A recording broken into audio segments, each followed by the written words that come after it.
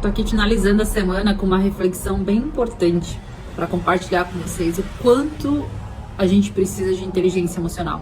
Inclusive, semana que vem, na quinta-feira, eu vou estar dando uma palestra para um grupo de jovens, né, a convite de um cliente meu, para justamente trazer essa consciência do quanto, quando a gente conquista inteligência emocional, quando a gente conquista um mindset poderoso, de lidar com a vida como ela é, porque existirão desafios, existirão problemas, existirão talvez doenças, vai existir a morte. A gente não adianta bater o pé e dizer eu não aceito, ou brigar com Deus, sendo que a vida é assim, né? A gente começar a lidar com aquilo que nos acontece e não bater o pé como uma criança berrenta, indo de contra na vida como ela é, né?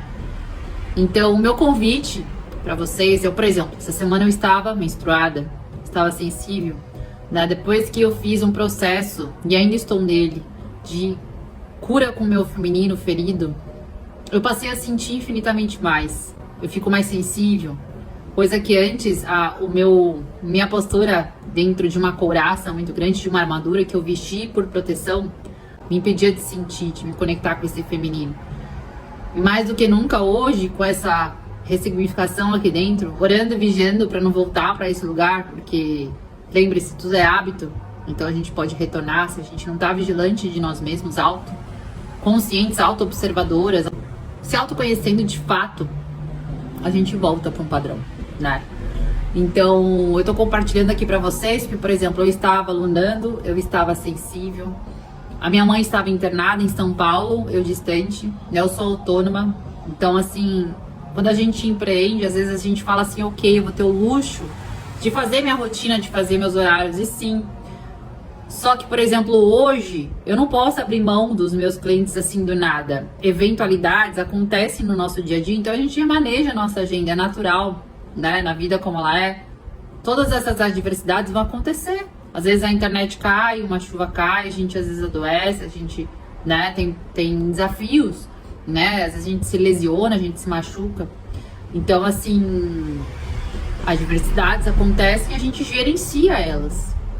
Então, eu tive que compreender, e isso eu dou graças à mentalidade que eu construí, de entender que, assim, eu não tenho o poder de salvar ninguém, né? Às vezes a gente quer largar tudo. Eu mesmo senti esse ímpeto num primeiro momento de largar tudo e ir para São Paulo, até trazer para o meu coração bom. Eu não sou médica. Ela tá, graças a Deus, com uma boa equipe médica. Eu não sou Deus, eu não consigo mudar as coisas que acontecem. Eu tenho que, apesar do meu mundo externo estar caótico, no meu mundo interno eu tenho uma fé tão inabalável, uma confiança tão grande que acontece aquilo que precisa acontecer e eu não controlo o resultado. E essa mesma fé foi a mesma que me deu forças para respirar fundo, para orar, para que o melhor acontecesse para minha mãe, para eu sair do meu ego infantil, né, do meu ego inferior, onde queria que as coisas fossem do meu jeito, porque elas não são. E me centrei orando para que o melhor acontecesse para ela, né? Graças a Deus, ontem ela voltou para casa, tá tudo bem, né?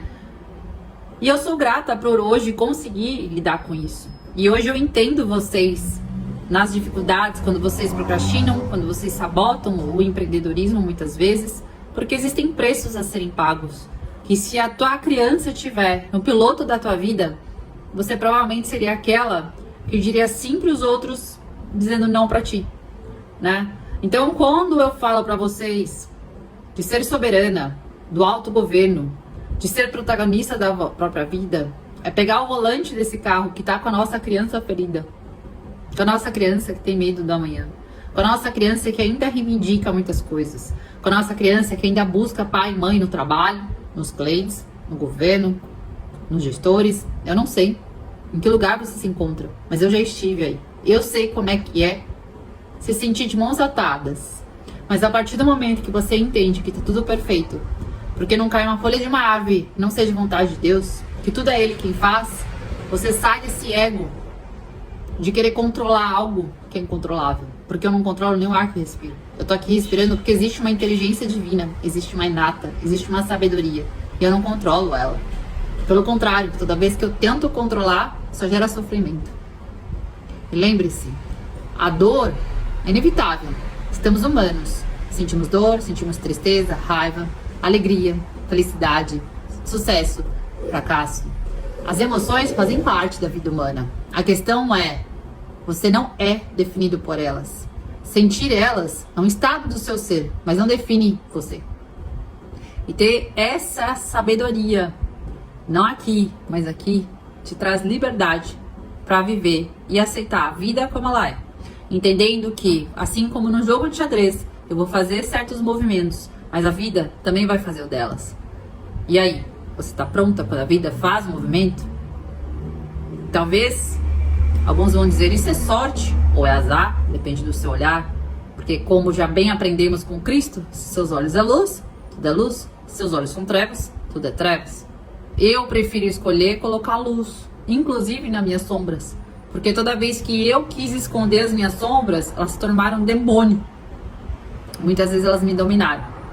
Então quando eu escolho curar esses aspectos sombra, que na verdade são aspectos inconscientes, desconhecidos de mim, é aí que eu resgato o meu poder, que eu resgato o protagonismo da minha vida.